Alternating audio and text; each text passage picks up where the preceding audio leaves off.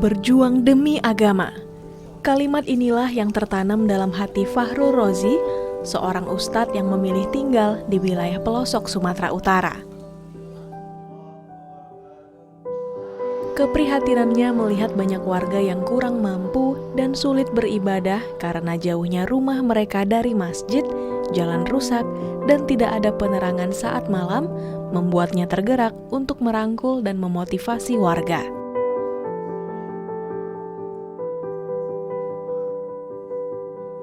Hampir genap 2 tahun berjalan, Roji tinggal di Dusun 5 Taburan, Desa Sukamakmur, Kecamatan Kutalimbaru, Deli Serdang.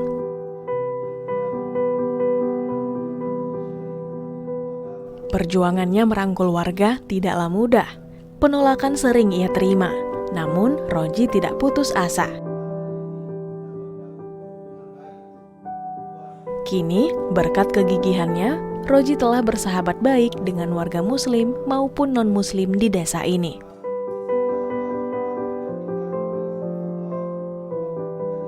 Bagi warga muslim, Roji sering mengadakan pengajian untuk memperdalam ilmu agama. Seperti kali ini, pengajian dilakukan di Masjid Haramain, Desa Sukamakmur, Kecamatan Kutalimbaru, Deli Serdang. Banyak warga berdatangan, mulai dari kalangan ibu-ibu hingga anak-anak. Bahkan, warga desa tetangga pun ikut menghadiri majelis taklim yang dibuat oleh Roji.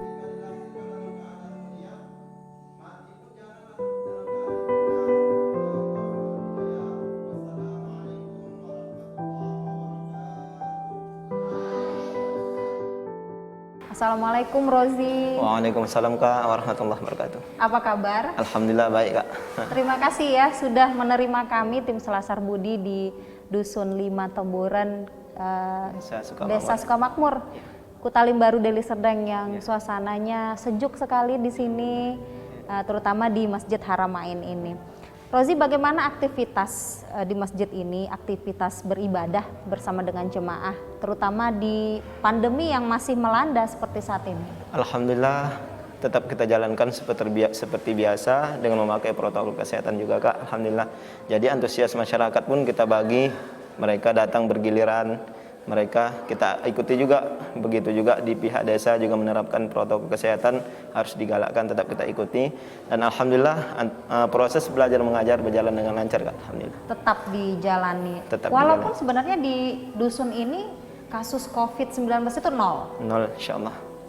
Tapi tetap menjalankan protokol kesehatan. Tetap kita menjalankan, mengikuti Kak. Contohnya seperti apa yang diterapkan di Masjid Haramain? Biasanya kami sediakan ada namanya hand sanitizer Kak ya. Tetap mereka memakai cuci tangan sebelum masuk. Bahkan kita juga ajarkan kepada mereka bahwa kita pun sebagai umat muslim, kita memang 5 kali pun dalam sehari cuci tangan. Sudah gitu. cuci tangan tuh 5 kali karena mau mau sholat gitu. Mau sholat gitu Kak. Belum lagi sholat sunatnya ya, jadi harus wudu lagi. Jadi memang harus sering cuci tangan. Lalu betul Kak. Jaga jarak di dalam melakukan sholat. Tetap jaga jarak, tetap kita optimis lah menjaga itu Kak ya.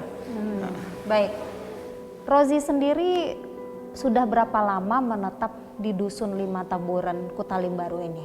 Alhamdulillah Kak, sudah berjalan 1 tahun 8 bulan Kak. Hampir 2 tahun? Hampir 2 tahun.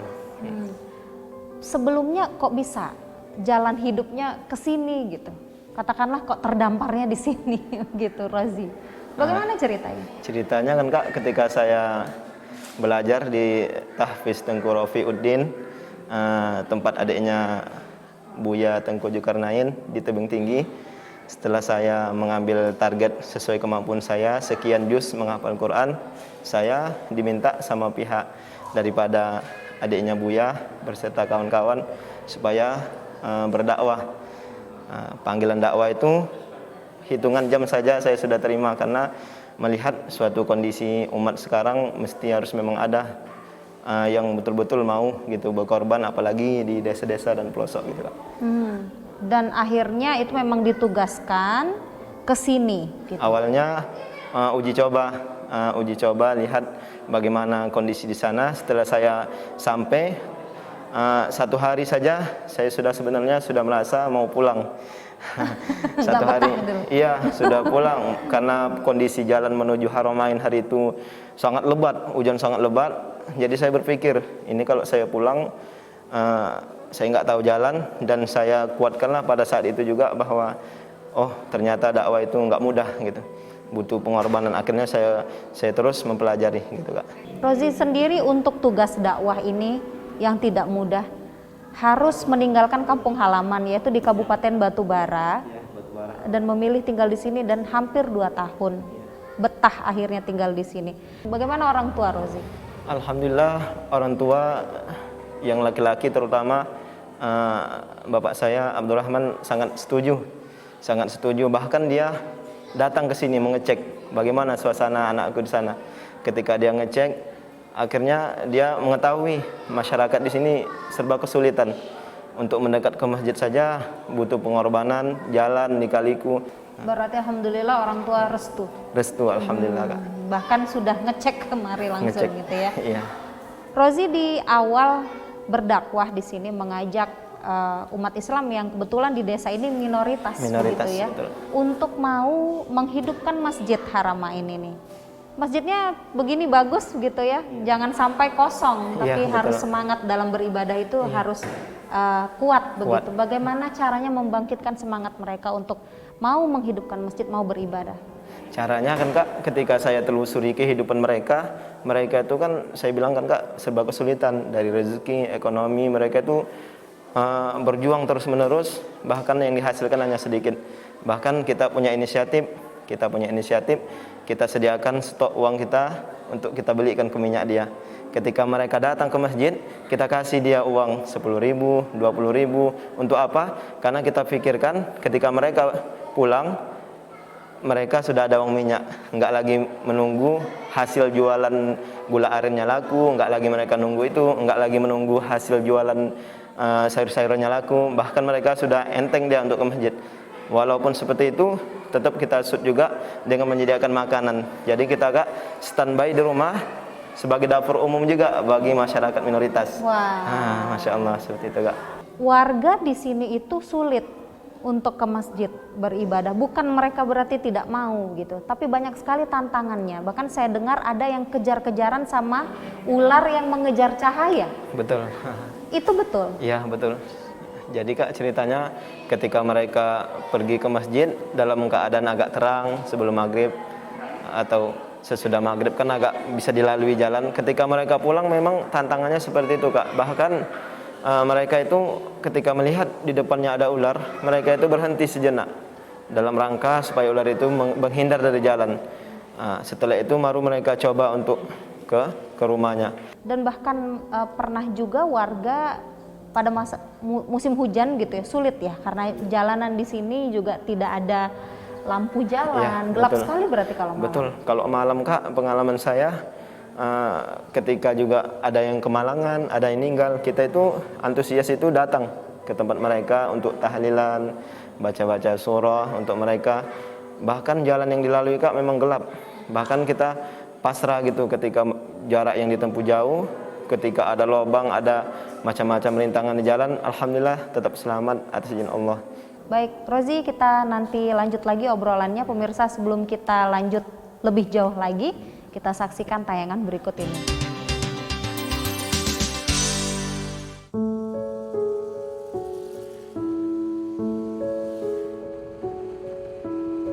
Menyebarkan dakwah kepada umat Islam di wilayah minoritas menjadi tantangan tersendiri bagi Rozi. Beruntung, kegiatan dakwahnya ini didukung oleh salah satu komunitas motor berbasis dakwah di Kota Medan. Dari komunitas ini, Rozi sering mendapat bantuan untuk menyebarkan ilmu agama serta beberapa bantuan untuk warga sekitar. Selain itu, semangat warga untuk belajar agama juga menjadi pemicu Rozi untuk tetap berdakwah. Secara rutin, Rozi sering berkeliling dari masjid ke masjid untuk memberikan ceramah dan mengajar mengaji untuk anak-anak. Perjuangan Rozi pun tidak sia-sia. Terbukti, kini warga Muslim di desa ini semakin rajin beribadah.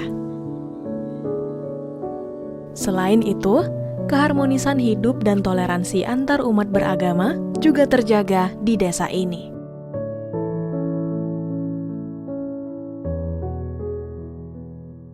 Rozi, untuk menghidupkan Masjid Haramain ini juga ternyata ya Allah juga membantu begitu ya. Ada saja orang-orang yang digerakkan hatinya untuk membantu Rozi di sini, yaitu salah satunya adalah narasumber kita juga pada episode Selasar Budi sebelumnya, yaitu komunitas Bas Motor Club.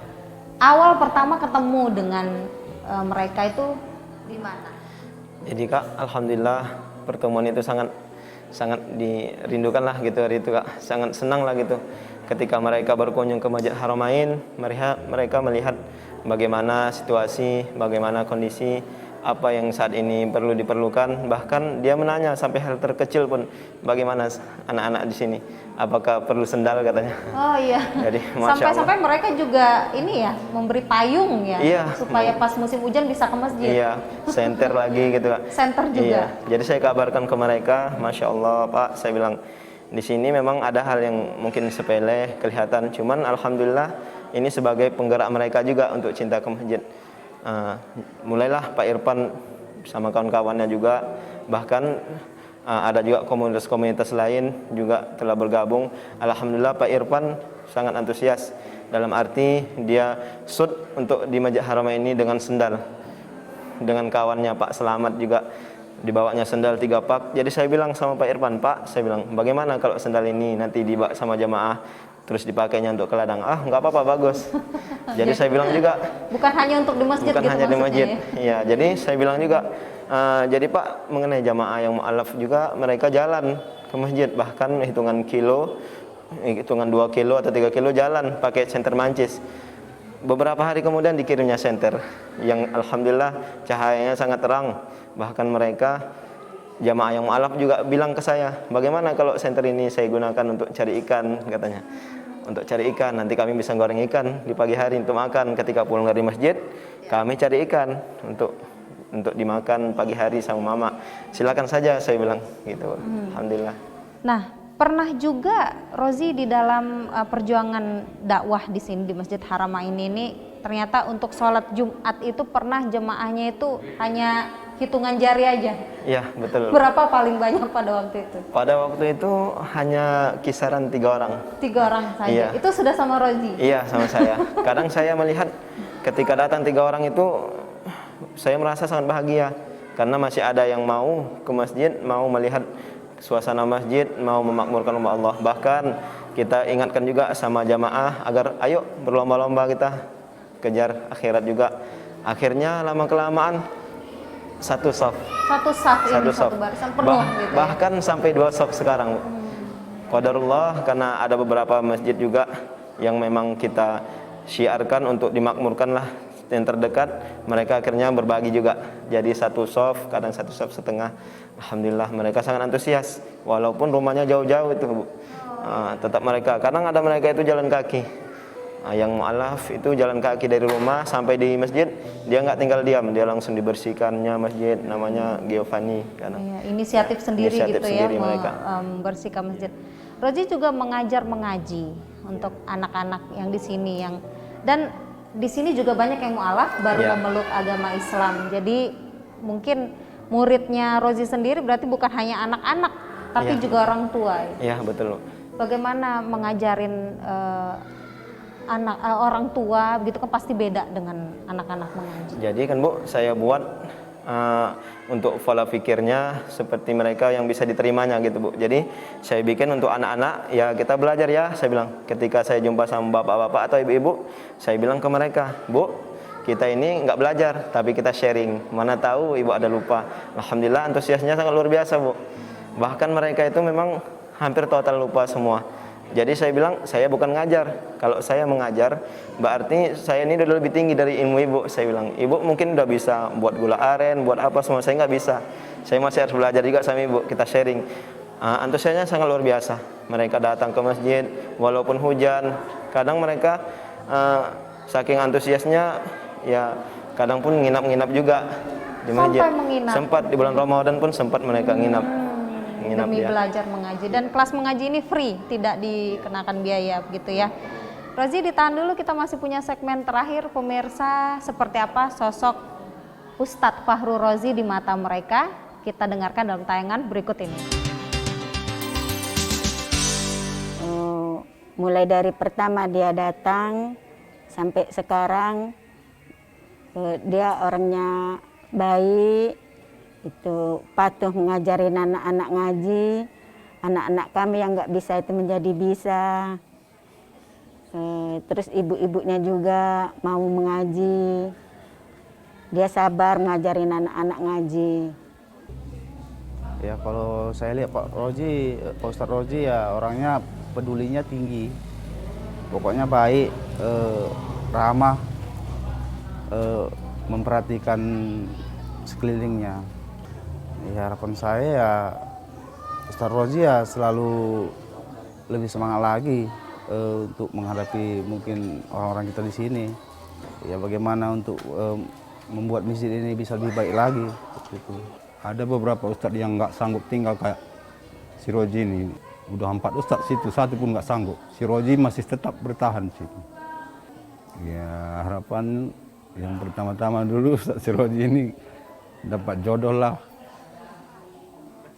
Dan masjid ini makin supaya dia agak betah sini lah.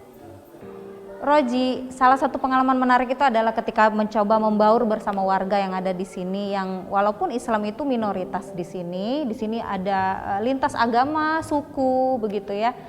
Nah, Rozi juga kan menyampaikan pesan bahwa Islam itu mengajarkan toleransi, Islam itu mengajarkan kehidupan harmonis, walaupun kita beda suku, beda agama dan beda ras, begitu.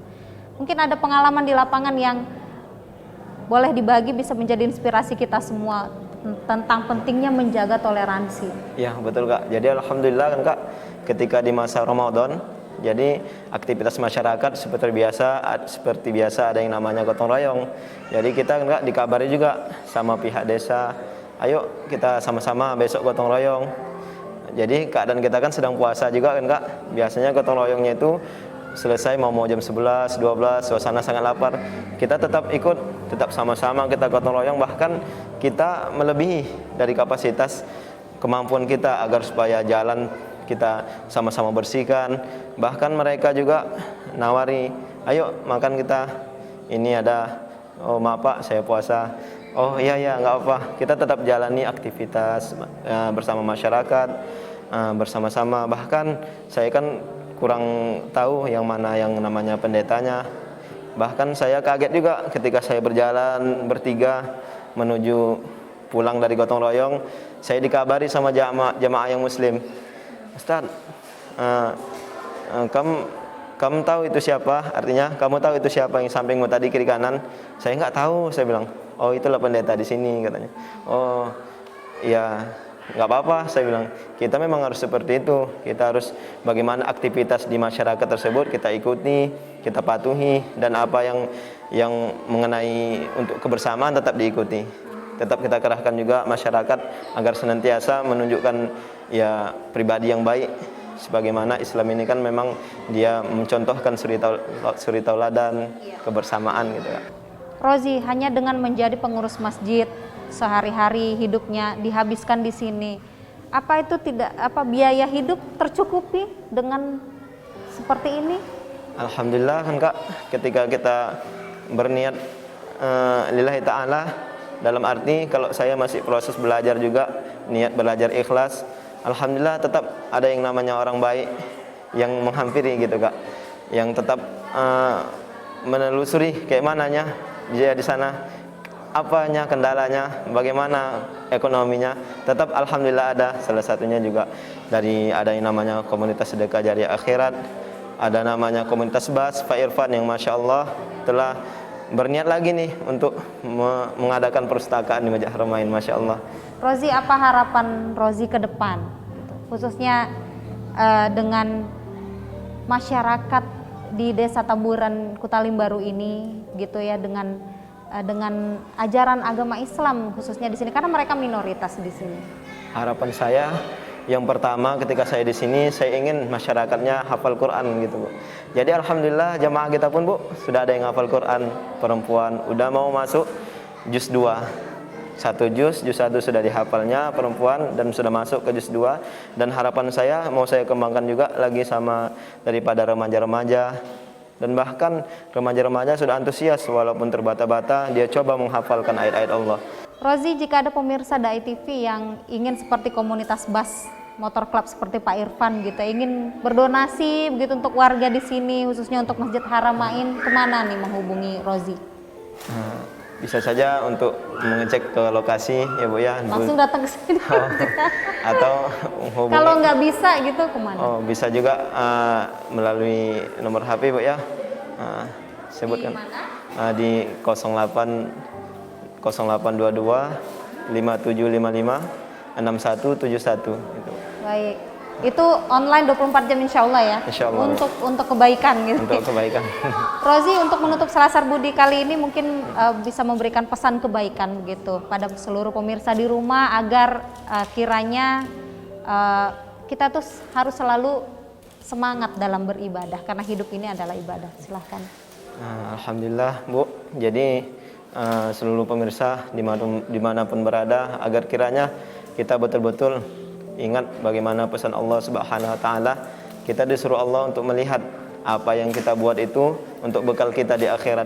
Bahkan kita juga sudah mestinya lah untuk melihat bagaimana persiapan kita di hadapan Allah dengan saling membantu, saling melihat kondisi daripada pendakwa-pendakwa di mana berada, agar kiranya terpacu dalam niat ibadah itu akan menjadikan kita pribadi yang Allah nanti cintai di akhirat. Rozi, terima kasih banyak sudah bergabung di Selasar Budi. Saya belajar banyak sekali dari Rozi ya, khususnya agar saya sendiri yang berada di perkotaan, fasilitas yang lengkap, masjid lengkap, agar harusnya sangat ringan langkahnya untuk beribadah ke masjid ya. Sama seperti warga di sini yang harus berjalan 5 km untuk mencapai masjid. Rozi, terima kasih, sukses selalu ya. Insyaallah. Pemirsa, dari kisah perjuangan hidup Ustadz Fahru Rozi yang berusaha menghidupkan cahaya Islam di Dusun Tamburan Kutalim Baru, Deli Serdang ini, semoga dapat menjadi inspirasi bagi kita semua untuk semangat dalam beribadah dan melakukan kebajikan, khususnya memelihara rasa toleransi dan hidup rukun harmonis antar umat beragama. Mari jadikan diri kita bermanfaat bagi orang lain. Saya Rahma Mandasari pamit. Pemirsa, tetap jaga kesehatan Anda dengan mematuhi protokol kesehatan. Sampai jumpa.